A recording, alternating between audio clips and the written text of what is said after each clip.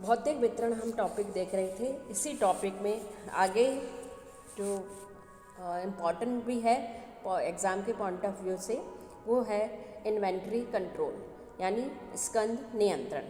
भौतिक वितरण की क्रियाओं में स्कंद नियंत्रण का महत्वपूर्ण स्थान है, अतः इसके संबंध में हमें विस्तार से चर्चा करनी आवश्यक हो जाती है। प्रोफेसर स्टोनर एंड वैकलर ने एक डेफिनेशन दी है। स्कंद नियंत्रण व्यवस्था उन नीतियों तथा निर्णयों का समूह है जिनसे स्कंद की मदों का वांछित स्तर बनाए रखा जाता है। प्रोफेसर किटनर ने भी एक अच्छी डेफिनेशन दी है। स्कंद नियंत्रण माल के भंडारण के समुचित स्तरों को निर्धारित करने एवं बनाए रखने की प्रक्रिया है। प्रोफेसर आदम जू एंड एल्बर्ट ने भी एक डेफिनेशन दी है। स्कंद नियंत्रण में वे सभी क्रियाएं सम्मिलित हैं जिनसे स्टॉक के भंडारण के वांछित स्तर को बनाए रखा जा सकता है।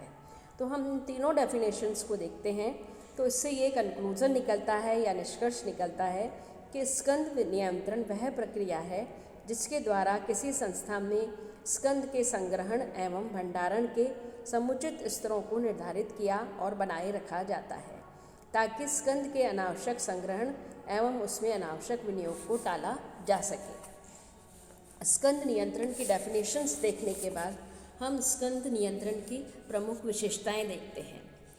प्रमुख विशेषताओं में सबसे पहला ये है कि स्कंद नियंत्रण एक प्रक्रिया या व्यवस्था है। दूसरा, इस व्यवस्था या प्रक्रिया में किसी संस्था के लिए स्कंद के भंडारण के स्तरों के निर्धारण की नीति बनाई जाती है। थर्ड, तत्पश्चात इसकी नीति के अनुसार निर्धारित स्कंद स्तरों पर स्कंद का भंडारण किया जाता है। नेक्स्ट, यह स्कंद का भौतिक नियंत्रण करने से सरोकार रखता है। फिफ्थ, इसमें आता है स्कंद के भंडारण के स्तर को निर्धारित करने का उद्देश्य भंडारण में अनावश्यक व्ययों को बचाना एवं अनावश्यक विनियोगों को टालना है। नेक्स्ट, इसमें यह विभिन्न विभागों से में परस्व्यापी कार्य है। एंड लास्ट, यह समन्वयकारी कार्य है, यानी इसमें समन्वय करके चला जा सकता है।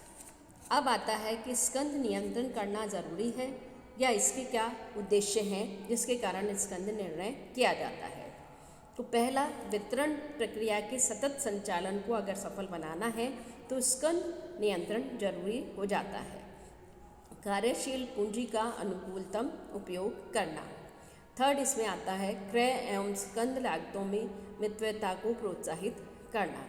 फोर्थ, इसमें आता है स्कंद की जोखिमों जैसे चोरी, विनाश या मूल्यों में कमी आदि को सीमित करना। फिफ्थ, इसमें आता है स्कंद के भंडारण के विविध व्ययों, गोदाम किराया, बीमा, ब्याज आदि को नियंत्रित करना।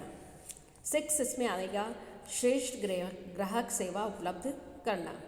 सेवेंथ, बाजार में माल की आपूर्ति को नियमित करके स्थानापन्न माल से प्रतिस्पर्धा को समाप्त करना। नेक्स्ट है कोषों की आवश्यकता को सीमित करना। नेक्स्ट, संस्था के कोषों की तरलता को बनाए रखने में योगदान देना। उत्पादन एवं विक्रय में संतुलन बनाए रखना। वित्त, उत्पादन एवं विक्रय बजट निर्माण की सहायता करना। अनिश्चितताओं एवं भविष्य के लिए माल का संग्रह करने का निर्णय करना। इसके बाद भारी मात्रा में माल क्रय करने के निर्णय में सहयोग देकर परिमाणात्मक छूट कमाना और परिवहन व अन्य लागतों में मितव्ययता प्राप्त करना। तो ये हैं स्कंद नियंत्रण के उद्देश्य। अब हम देखते हैं स्कंद नियंत्रण की आवश्यकता या महत्व क्या है। स्कंद नियंत्रण की आवश्यकता या महत्व बहुत अधिक और हर एक संस्था में या प्रत्येक व्यावसायिक संस्था में इसको अपनाई जाती है।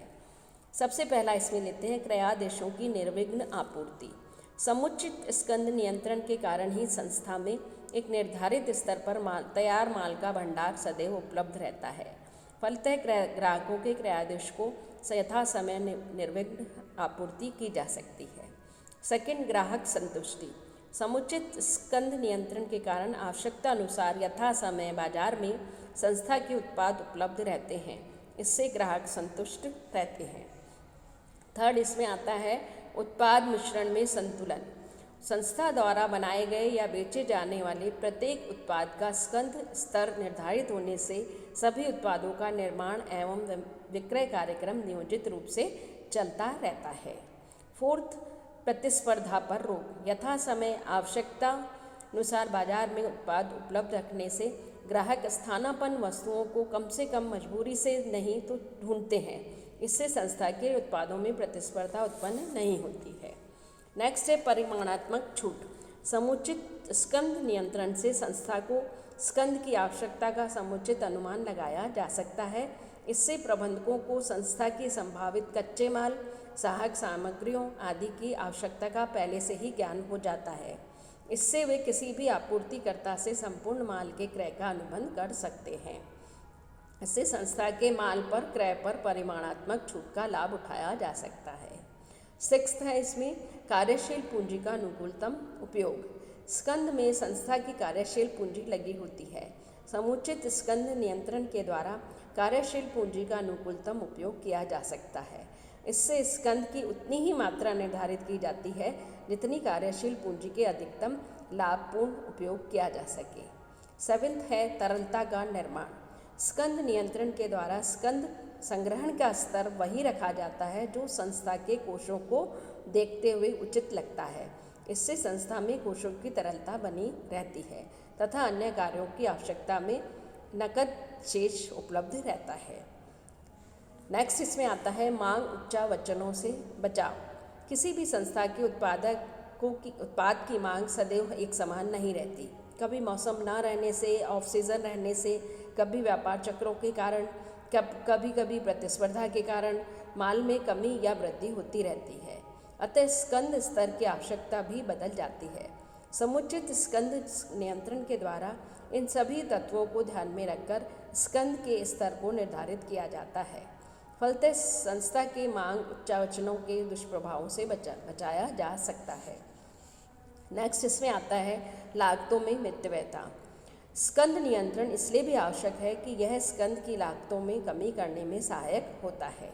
परिवहन, भंडारण, ब्याज, बीमा आदि के व्यय तभी न्यूनतम किए जा सकते हैं जबकि समुचित विधि से स्कंध नियंत्रण किया जाता हो। नेक्स्ट है सीमित जोखिमें। स्कंध के साथ जोखिमें भी जुड़ी रहती हैं। कच्चे एवं पक्के माल के मूल्य में उतार चढ़ाव के जोखिम, माल की चोरी, विनाश, अप्रचलन आदि की जोखिमें होती हैं। स्कंध नियंत्रण के द्वारा इन अनुकूलतम स्तर बनाया जा सकता है। फलतः ये जोखिम भी सीमित हो जाती हैं। नेक्स्ट है रोजगार में स्थायित्व। स्कंध नियंत्रण की अच्छी व्यवस्था करने से उत्पादन में निरंतरता रहती है। इसी के परिणाम स्वरूप संस्था के कर्मचारियों के रोजगार में स्थायित्वता बनी रहती है।